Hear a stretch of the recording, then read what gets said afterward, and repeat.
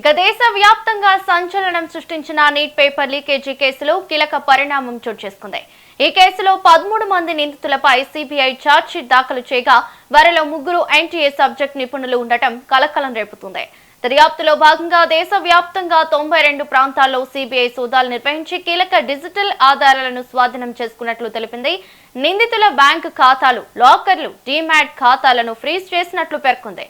ప్రస్తుతం నిందితులంతా జ్యుడిషియల్ కస్టడీలో ఉన్నారని, విద్యాశాఖ ఫిర్యాదు మేరకు మే 12న కేసు నమోదు చేసి దర్యాప్తు ప్రారంభించినట్లు సిబిఐ పేర్కొంది.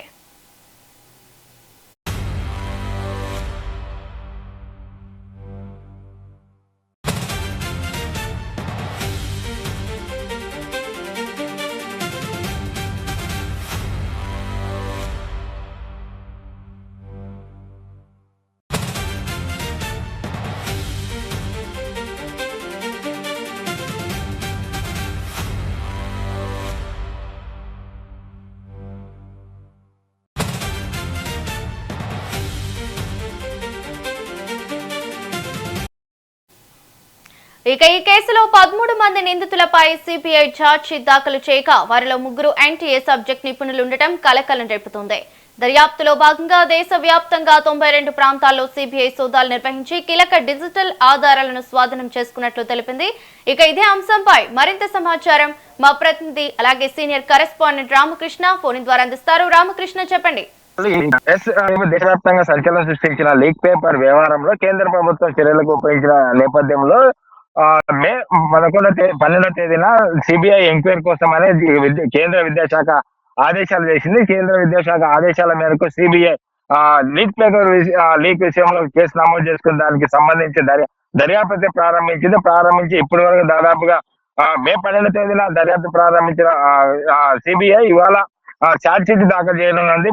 అది కూడా ఫాస్ట్ ట్రాక్. ఏదైతే మొన్న లీక్ పేపర్ విషయంలో త్వరగా చర్యలు తీసుకొని వారికి సర్వత్రా న్యాయం జరిగే విధంగా ఏదైతే ఉందో దానికి సంబంధించిన ఫాస్ట్ ట్రాక్ కోర్టులో ఇవాళ సిబిఐ దానికి సంబంధించి ఇవాళ చేస్తుంది. కాబట్టి దీనికి సంబంధించి ఏదైతే ఇప్పటికే దాదాపుగా దాంట్లో ఉన్న 13 మంది నిందితులు ఇప్పుడు వాళ్ళు కోర్టు జైల్లో ఉన్న ఈ 12 మంది 13 మందిలో 3 ఏదైతే లీక్ పేపర్ ప్రధాన సూత్రధారులుగా భావిస్తున్నారో వాళ్ళు ఇందులో భాగస్వాములుగా కనబడుతున్నారు. ఏదైతే ముగ్గురు విషయంలో ఏదైతే బయాలజీ కానీ, కెమిస్ట్రీ, ఫిజిక్స్ ఈ పేపర్ తయారీలో వీళ్ళ 3 పాత్ర ఉంది. ఆ పాత్రలో వీళ్ళ భాగస్వామిగా ఉన్నారు. వారికి సంబంధించి వారితో పాటుగా ఇందులో ఎవరైతే 3 పేపర్ లీక్ పాల్పడ్డారో ఇటు బయాలజీ, కెమిస్ట్రీ, అదే విధంగా ఫిజిక్స్ సంబంధించి ఎవరైతే లీక్ పాల్పడారో వారికి కూడా అందులో ఎవరైతే లీక్ పాల్పడారో వారికి ప్రైవేట్ ఇన్స్టిట్యూట్లు, కోచింగ్ సెంటర్లు ఉండడం ఇందులో విశేషం.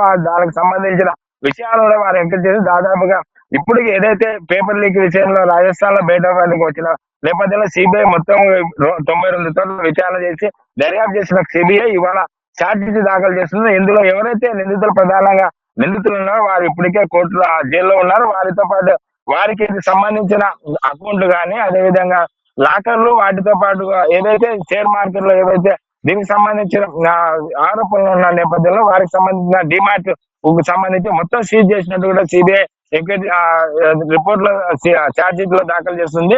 ఏదైతే సిబిఐ ఛార్జ్షీట్ దాఖలు చేసిన నేపథ్యంలో ఇవాళ కోర్టులో సమర్పిస్తుంది.